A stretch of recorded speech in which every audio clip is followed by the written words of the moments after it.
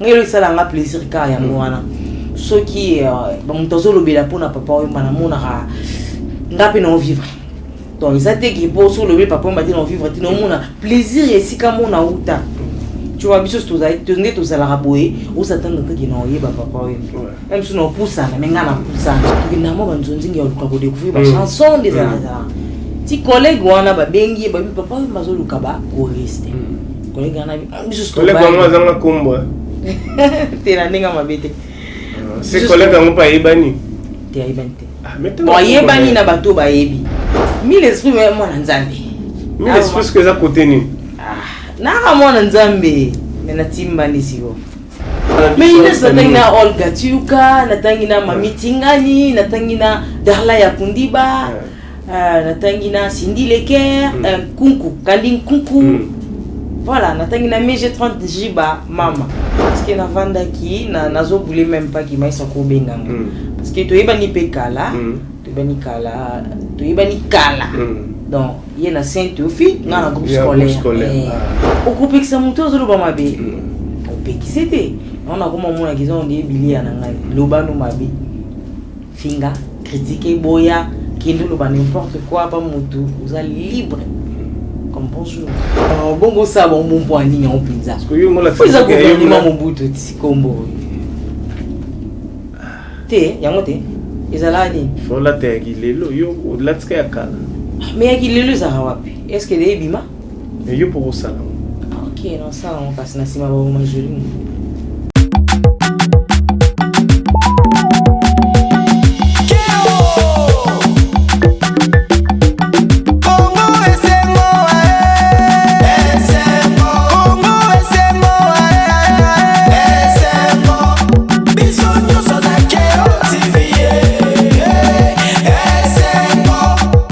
Bienvenue dans cette émission Artissimo, une émission qui fait en sorte de promouvoir les artistes de la République démocratique du Congo. Je suis Jean-Cy Luonda, attitude égale respect.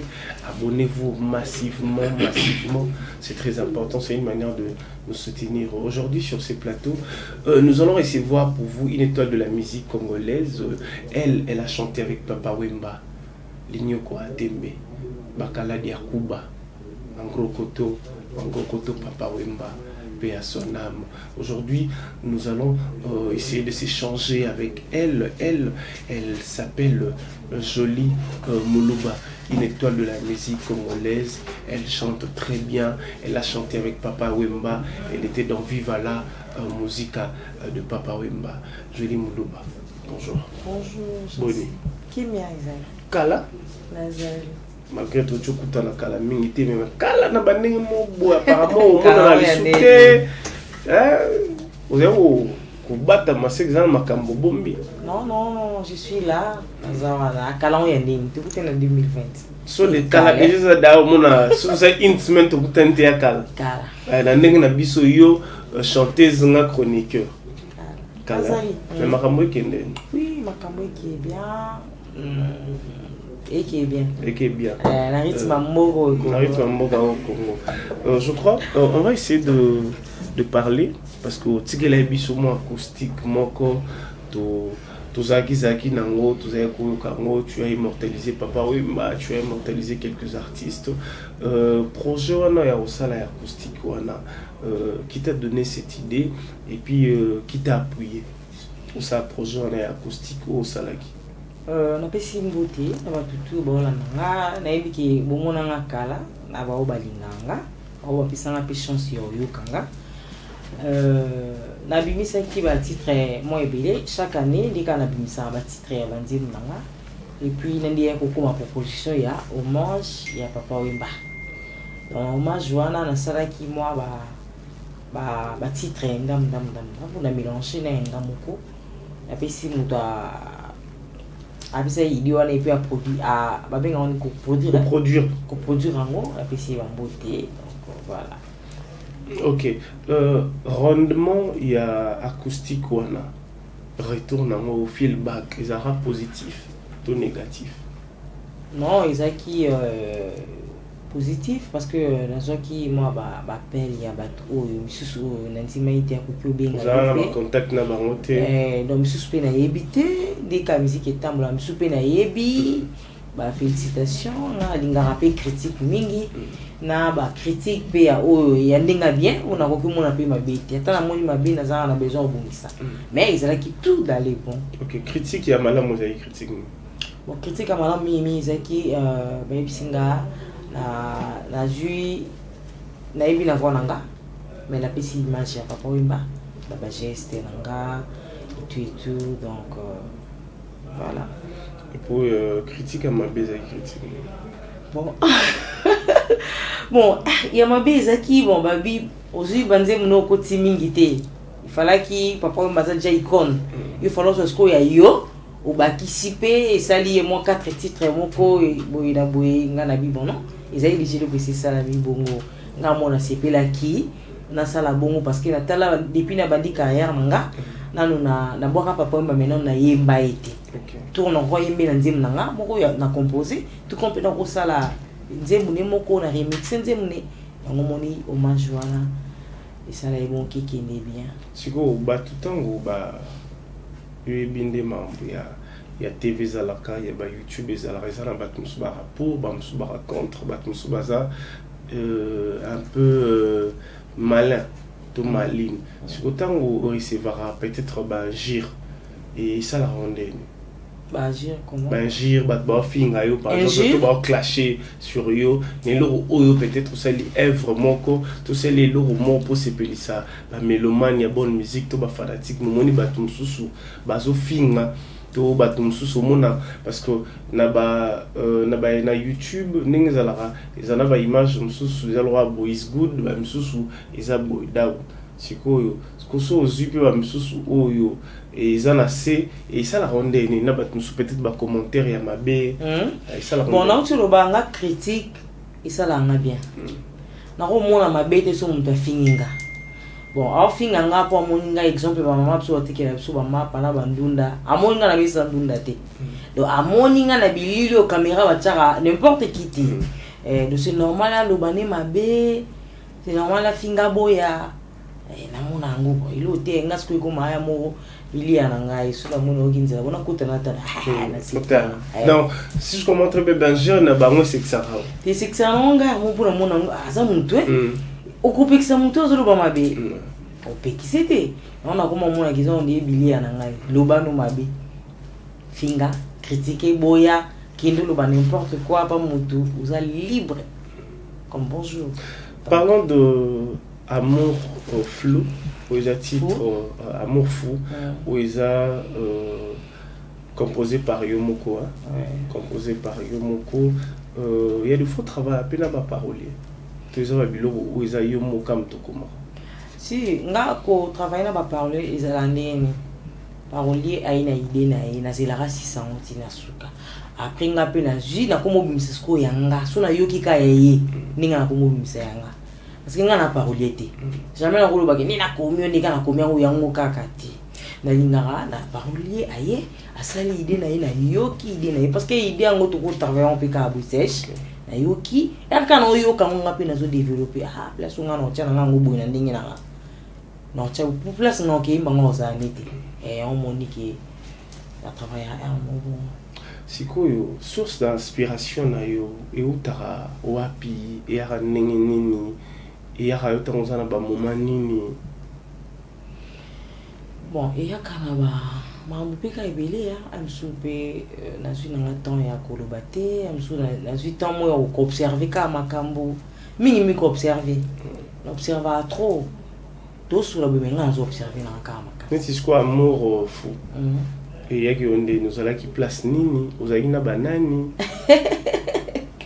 amour fou ça n'aura bon ngali boma omoni pour la moi moi na kati za mam o e komela yo mo to komela kamara ngati komela mutu tezaka inspiration ningi yaki mo métaphore kaka les inspirations kande yaki na sens ni que omoni bablo mususu eza oyembi meza yote ya pe mutu te meza ba buli ne yaka ezaka makambo ndeko mela ba makambo ka ndeko mela ba tu siko nga na lo bon par rapport à izaka idée ya kinga nde ba mamsusu ya bato mususu ekomela bango me nga sikoyo eyelaki nga problème ele nga te me boule nde eyelaki nga te oyo na okende nango boye baretombe nango ezalaki nini par rapport ya bamaloba oyo akati parce que bamaloba oyo eza na kati ya bamaloba mosusu ezokomela bato ekomeli bato mpe ekokomela bato parce que baretour nango eza bato mosusu te eza te nzembo eza lokola neti obeti lisolo na ngai ya makambo na ngai tout ça retombe nango ezalaki ndeni bon retombe nango ekenda bien parce que eza nzembo boye ezali yango ebandela carrière nanga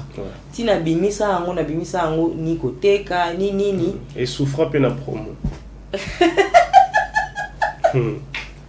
souffra na promotion est-ce que big internet est en plein siko tant abimisa yango internet est pas en plein makasi mais ça là nango déjà mais na époque on a pas trop tellement tout ça va chat direct ça aura vibration pour et déranger ben sous tout le belande et souffrant na promotion non il souffre na côté il souffre te et souffre ndeni ah vous avez tout et souffre na côté et souffre te OK toi avancer si pour je crois avant de continuer avec vous, nous allons suivre cette image.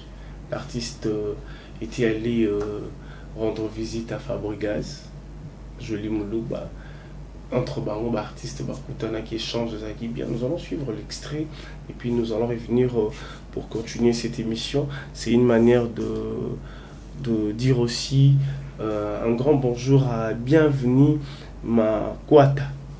Bienvenue Mangwata. Nzote Boyambindo. Suivons et puis nous allons revenir.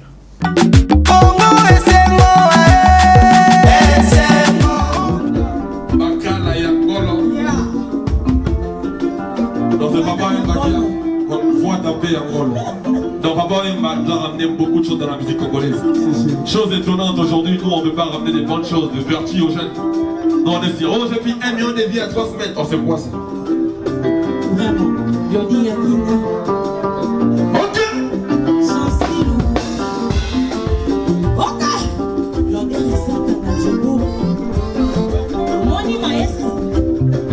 Joli Moulouba chante seulement mes fans, ça on dirait.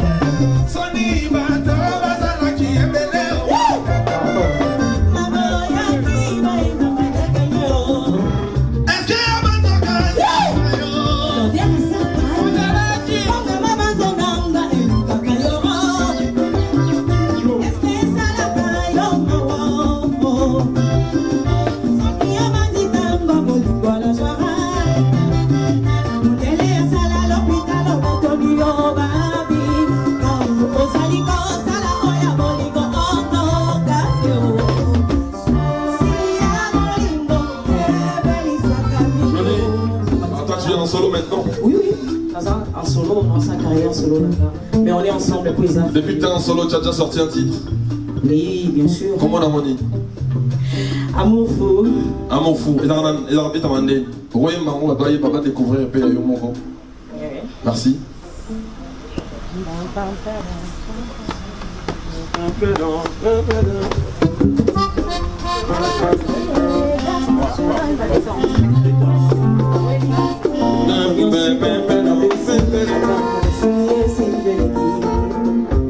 Ok.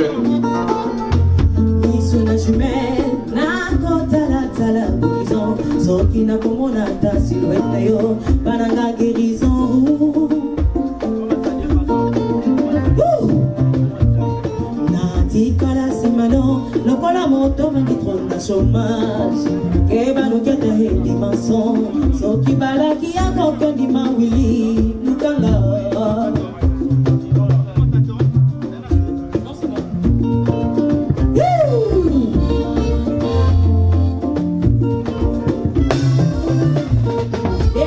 gaskusungana lobanini tueli monoko nyonso etongina blesir ata mosuni esileliki miso na jumelle nakotalatala horizon soki nakomona tasiwete yo kananga guérison. Merci, applaudissez pour Jolie pour nous. Bonne chance. Merci. Bonne chance pour ta carrière en solo. Merci maestro. Que Dieu te bénisse, merci d'être passé. Merci. On est ensemble. Merci Villanova, on est ensemble. Jolie en Lolo.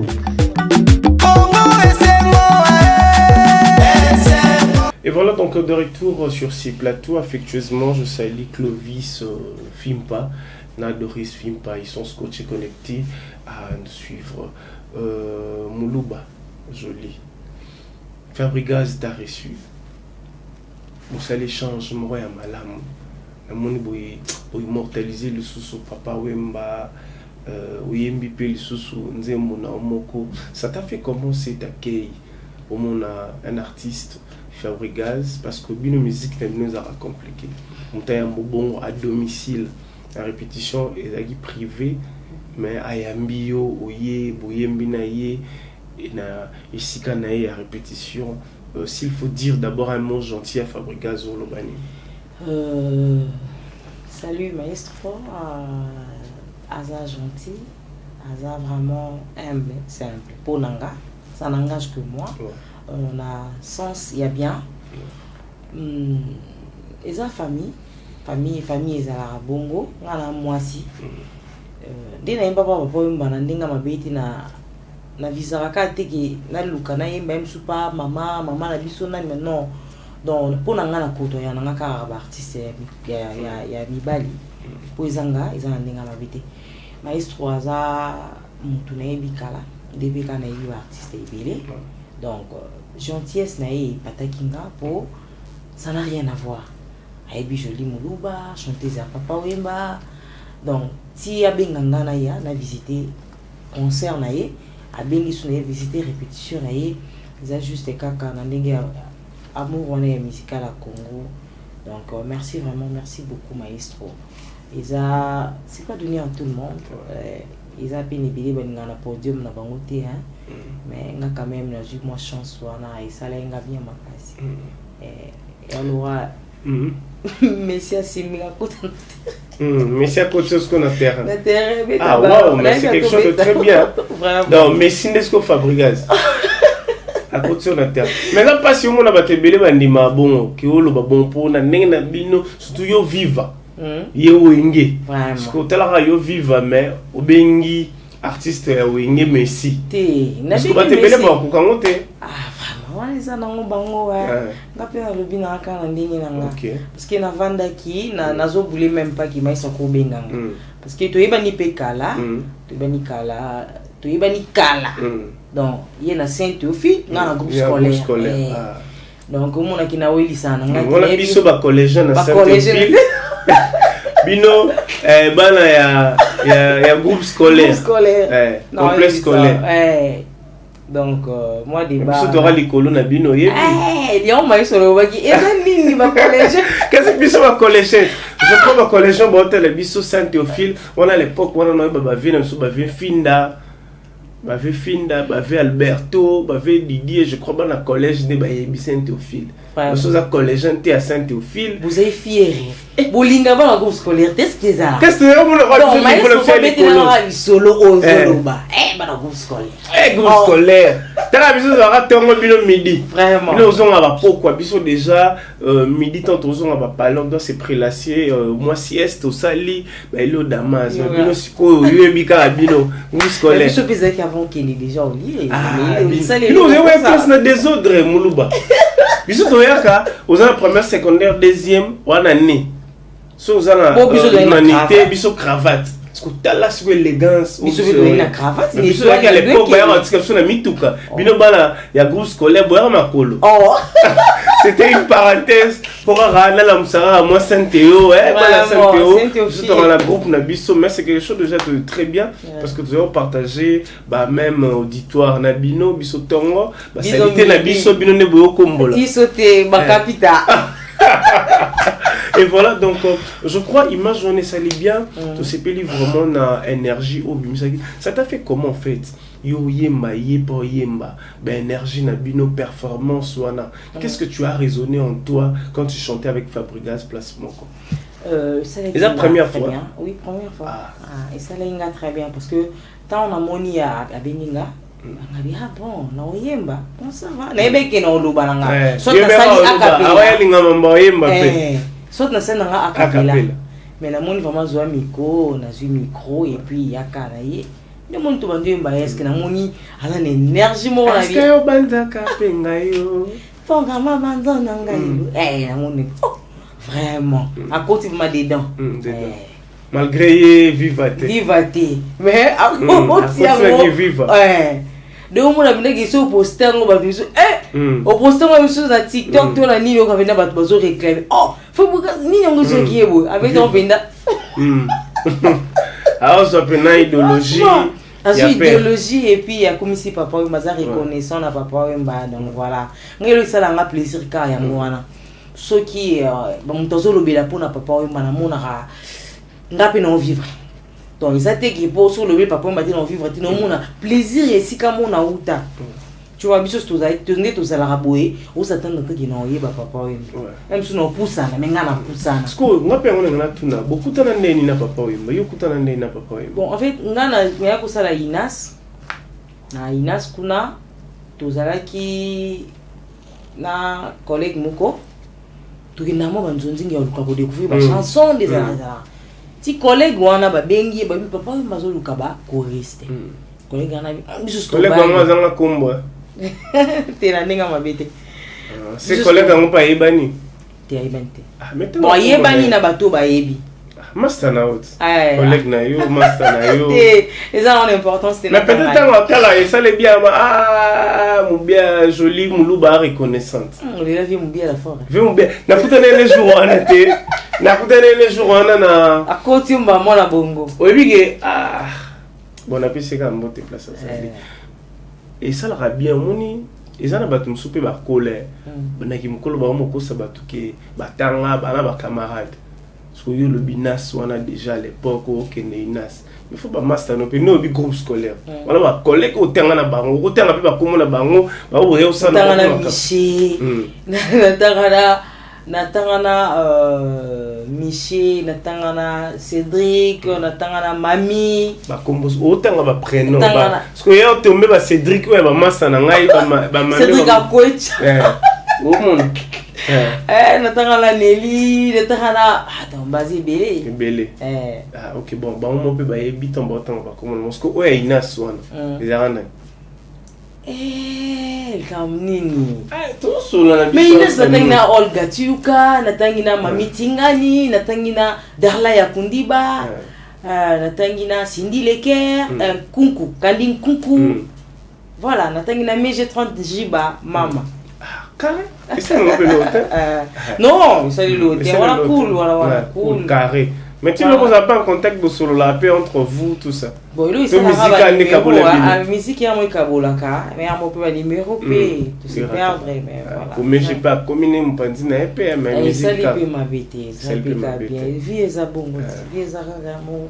oyelo kolingi osali oyo pe zo musutu to yo ka po yembi pe genre seigneur tout ça ebo eza mabe tenga lo bina kala kata projet mo nzambi na yemba ndeni na mo nzambi ti na lo yemba ngo sokola na palais 1000 esprits mais moi na nzambi uluba mama 1000 esprits la trop muluba grâce 1000 esprits mais moi na nzambi 1000 esprits que za côté ni na mo na nzambi mais na timba ni siko kotimba ne utaka wapi tezo sola na nenga mabete na yango mikolo ko minga na nenga mabete na nenga mabepete kotimba euta ndeni non je blague je suis en train de blaguer te nazana mutu mo lobara tozana na ye mutu na mo nouveau riche ordi poto ya timba fort ya chabna ke nga timba yesko soko lo bani mamso yo olo bonde nga timba enga benga na 1000 esprits za na ndinga mabete 1000 esprits za kate ke fona ti oza 1000 esprits na kati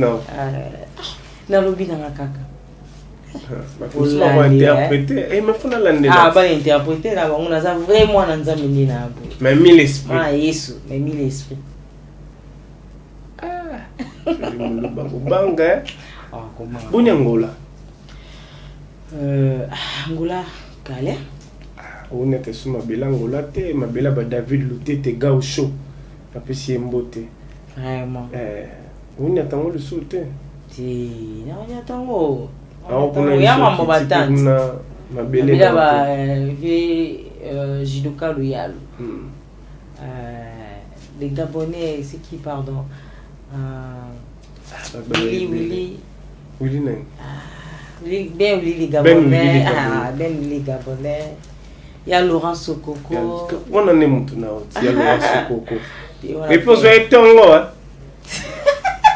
qu'est-ce que la vérité wana ça vie moi sous la bien vraiment wana vraiment monter ma monnaie solo là les passé siko muta sola chaque jour atako balobi on moto ndi azaboyeko ba moyen zo polé ka bete faut quand même dire c'est tout ba moyen pe pour la ka bon sola bien sola bien très bien OK s'il faut parler de projet ya sika maintenant vraiment non souhaité ni na mon ebino boyemba na Fabregas Fabregas so boyemba ça là quelque chose de très bien je suis en train de voir artiste nini oyo so yemina bango ça bien mais oui neti par exemple nga ici il faut te proposer dans une neti sunga na bandasko parce que nga na za mutu batu nyonso dans un neti ba jeune OEP bazoya lelo to neti ba Samarino to vu le quoi neti ba Gali Garveil to vu le ko là ba MC Azaz ba J6 Abdallah parce que yo na moni Hermosa rapé chaud Hermosa rumbiste est-ce que on s'adapter ka na bango continuer ti bango pour déjà ba Fabregas ba za batu o do zalara na bango yebi bango carré parce que ba o ils appellent que yo ka musique na bango peut-être ba petit na yo pe ba linga bango au côté li pe bango ou bien ba pe ba côté li buseli ka musique ni moni monter non moni bongo et ça bien ma casse 1000 espèces des alate te on est musala 1000 espèces on est musala Yannick Bongondo 4 fois mobile given jour où bon invitation aux ala naninga mabete wa yum tolo ba bongo jour en invitation bon ça là et bon ça là rago nalela pe maison fort given ça là ba vide ba invitation tout ça jour en kaka bon c'est là oui jour en c'est là au félé et on t'a rencontré pour bien ça ba ya Laurent Sokoko ba c'est le fait là bobi ka ne bo salade ti bo c'est là mais invitation c'est un peu propre très bien na lula ngojons non ba te belé ba ya anis dernièrement peut tout ça Didier Lacoste so pour yeminer ça bien vraiment nyoso makambo na ninga mabete te nyoso makambo est-ce que ba projet à sika ezali si ezali ils en coulisses comme ils coulisses donc tolingi na ko afficher ngo tipo de amambo isili nango ils en ont kaka minute au moins pe kana obimisango pour ça va bien parce que eloni ne sala Hermo bomona tomonio Hermo tomonio te ozala mosala mosusu osalaka. Est-ce que artiste nini yango wana azalaka ye kaka bamonaki ata bomuzeki ndingu mpe nde eza boye ko président Léopard na ndimi na ngati nde aza na aire nyonso aleka ya TV non eloko nyonso baleka na actualité yango nalobi ti yo sikoyo à part musique ozala mosala mosusu te. Menga quand même naza leader quand même naza ezaka terre nyonso fona leka ka TV non naza na ba préoccupation na ngai nga mono mutu à part musique mais o eza base dans ezaka musique te mais to solo la pe boy ozana moi débat toi mon esalaka bien ba mon rara muluba banda ki oloba otanga mo batu te talaka komaki moi tanga 3 après to pemi to koti sou mususu ti ba préoccupation na ezali Charlie Pepo la Pepo boss Francis Mwamba hein tozali c'est que épée manan épée manan po bat bota la biso awa bota la biso belé tout oyo s'il faut toser la projet et anze munini atamoko si naza des titres mususu e makami te rumba pe kaka na moi shomo pe kaka dezalaka quand même te kaka tito comme va 2020 awa batu boyeba comprendre ba mort ce qui peut te annoncer ba mort soupe ndeni ni kaka boyeba ponga na vanda pamba te na répétaka shomo pe suyi na kina sali donc beaucoup plus mingi na répétaka ce concert pays na beti soupe ba inviter nga na ndula mutu na kipe donc je crois il nous reste quelques petites poussières de minutes pour tout 6 anayo na comprendre peu moi équipe na eu à management échanger bon ndé ça ira bien maintenant dans tout ça qui est le producteur bon producteur le producteur n'a dit ça va le souter bon producteur azate bon toujours évoluer ndenge toujours évoluer voilà et qui est bien bah label pour l'ingate le bel ils ont m'habité hein mais soyez mais soyez dans où ils ont un problème ils ont un critère bien ils ont pour étouffer au carré on est carré tout moi il singa kutu tout moi il singa yabi joli muluba ceux qui bayembi na failli la passira yo ça la bien et failli la passira est-ce que ça boyembi ça la bien ah bon ah bien ça la bien ce boyembi na za ngai yo zana parce qu'on a projet no ouais sikao est-ce que ça peut na ba tête ou yo ba participer pe na projet na to zara non bon ba tête comme ba les artistes toujours et puis non t'es la surprise hein fanatique basé là parce que tout le style ni musique et ça na katia projet na bon on a beta na style tout hein à part kaka zuka na beta té mais est-ce que musique folklorique peut au beta mais tu on a bien donc on a mort na aussi on a raison hein le ketonde ou bien maintenant ma mère ba yé ba père ko bobeta pena boule non ya wana binda fait côté ko kuma betu na ninga mabete hein te na ninga bien penza mais les spectateurs tane na katete na ninga mabete dans un si bena boala ce qu'on a ninga kilelo ah opisi boule o ke pena mboka na yo moko no ça wana batanga ati metu sala usala ngota na katanga ta wapi tu usala kaka hata na kasai tu usala kaka bien yo balo dila non à part nous français lingalo lo ba sum non mimi nasema aka Kiswahili nasema Swahili kidogo ketu baki kongo Kongo nte c'est la nini susu nini ilanga biche Bimpa. Je crois que c'était un plaisir, mais projet en association, ça sera quelque chose de très bien. Ou valoriser la culture, il y a Mbokanayo, Oizakisika, papa, Naoto, maman, Botama. esali pena ke oningisi yango mpe biso na valeur nano ancestral wana toyeba pena ke toyeba no esika outa esika bapapa bauta orendre bango mage wana sikoyo na ndenge na bango parceke obengi bamama mboka ya papa ya mama mpe basangani osaliki elo mwa bongo ntango ebakisama troisième bord mbamo elo nini oyo tolobi te oyo kobakisa non toujours basabone na chaîne nanga Jolie Moulouba Instagram Jolie Moulouba Facebook Jolie Moulouba, TikTok Jolie Moulouba, et puis numéro de téléphone, il y a des bana ba TikTok te bana ba nini te malinga bengo ka mamo direct WhatsApp. Où soit benga panga, bo zonga pika. Ba benga shengai. Il joue c'est mon na mboko numéro no. Yebana. Sikoyo, mais sikoyo bon. Te ba boka rapana, ba benga rapana. Et ça bien. Mais bala no na Facebook na yo. Bon. Tu vas landinga ba mona nga, mais écoute yo kutu passe bien yo. Passe bien. Ngana gérant, nga roli ope mongo.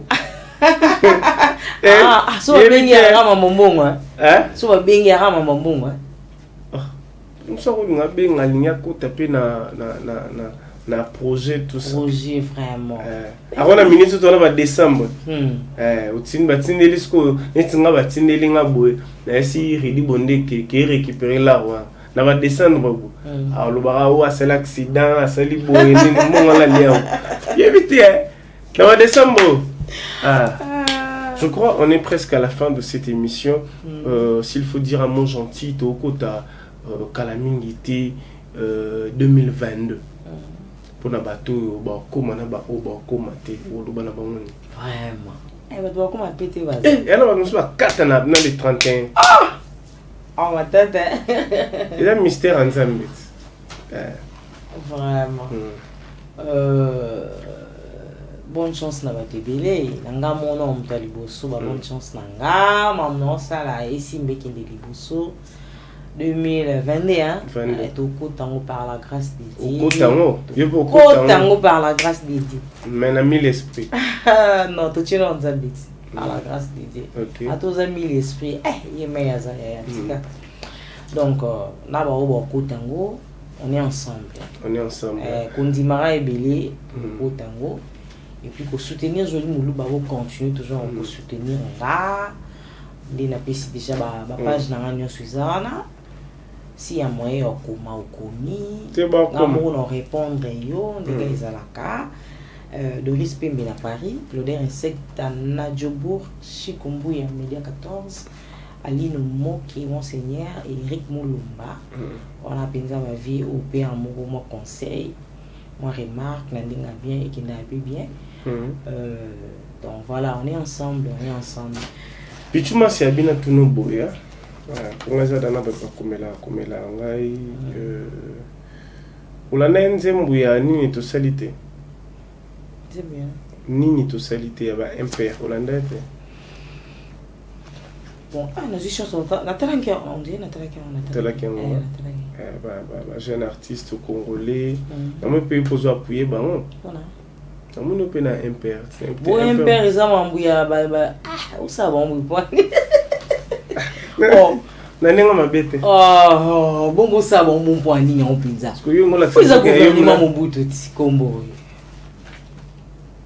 te yango te ezala ni faut la te kilelo yo la tsika ya kala mais ya kilelo za wapi est-ce que des bima yo pour sala OK non ça on passe na sima ba ma Jolie Moulouba yango te liboso basali ya si ba tchaka komona ya biso pesati RDC yango les avaris tout ça te varese penana drapeau na biso non basali te izara yundo la sima wala tango te wala tsoka ke yo za mona MPR te c'est un cadeau à assistante nanga Percy Kuchu Percy est-ce qu'on a réfléchi ton a monisco boy les petits c'est un habit te mais za muta Laurence Okoko bango batabokechu yo muta bokechu oui bokechu ayam en tout cas si quand mambo polémique wala ya na mambo bongo te pa te moyebi Tu pas là ta. Maza mututi.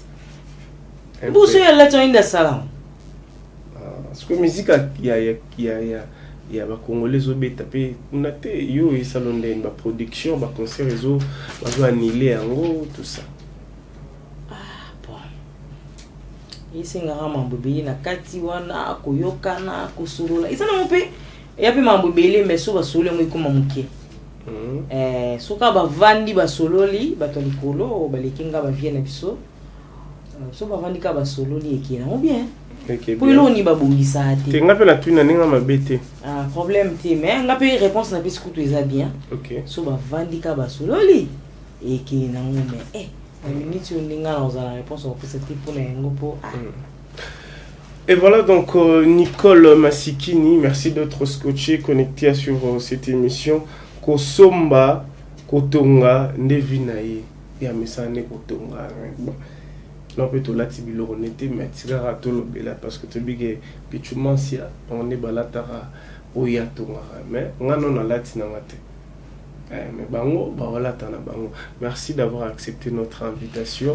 Je crois, toi aussi, il s'appelle à moi quelques salutations. Invité sur ça, ça fait plaisir, dans ma fanatique. Mais moi, c'est surtout aussi, les scanets aussi, ça, la générique, il y a Souka, Uchelibiso, Répétition, Fabregas, Nengue, Joli Moulou, Basala qui battait Loana, Yemba, ya ko rendre hommage, n'a pas pas Wemba, Bakala Diakouba, un gros koto, Bayaya. Un gros koto, Bayaya.